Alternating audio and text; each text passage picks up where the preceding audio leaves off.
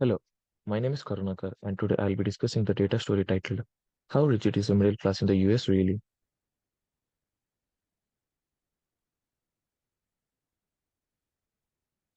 Let's look at this article. As you can see, it is well made with a straightforward color scheme and everything centered. We have an interactive visualization asking input from reader. I'm trying to give some input over here. And then interactive visualization, animated visualization explaining the data, and also a few static visualizations, all with almost same color palette, maintaining the homogeneity. Additionally, the content is appropriately sized and organized. The opening line of the article states that most Americans, regardless of their income level, believe they are members of middle class. Therefore, the authors of this article used the quintiles method, a computation technique used to determine middle income, to examine how middle class families have changed over the last 50 years. It also discusses how wealth affects being middle class and racial disparities. It concludes by pointing out how mobile middle class families are in reality.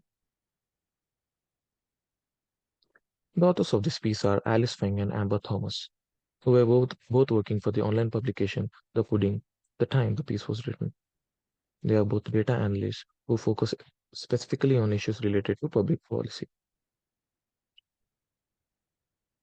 So, this analysis is based on the data from the Panel Survey of Income Dynamics, a longitudinal survey by the University of Michigan since 1968.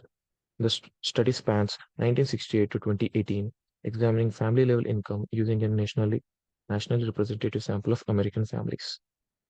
The focus is on families with heads aged at least 25, ensuring a depiction of prime earning years, and the sample consists of 11,172 families with at least 5 years of observations. So the process to calculate middle income is as follows. Step 1 is to get information on annual household income from every family.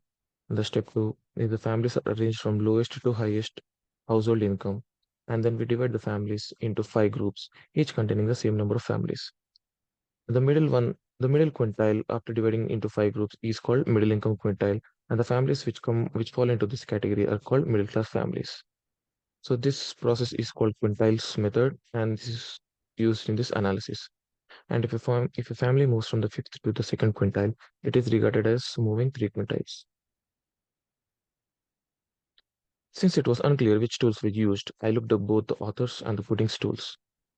They usually create animated and visually appealing graphs for their content using JavaScript libraries like InVue.js, Scrollstory, Waypoints, and Svelte, etc. Some key observations are middle class families actually move around a lot. Throughout their lives, almost all families shift at least 1 quintile, and nearly half shift 2 quintiles. It's interesting to note that while fewer middle class families moved up or down just 1 quintile from the middle, more middle class families moved 4 quintiles, experiencing both the top and bottom quintiles at least once. Nevertheless, not every family moves through the quintiles in the same way. Racial differences in a family's movement up or down from this quintile are significant. In general, white families have 50% more cumulative years above the middle quintile in the upper middle or upper income levels than below it. On the other hand, Black and Latino families spend 50% of cumulative years and 40% of lower middle income levels, respectively, below the middle quintile.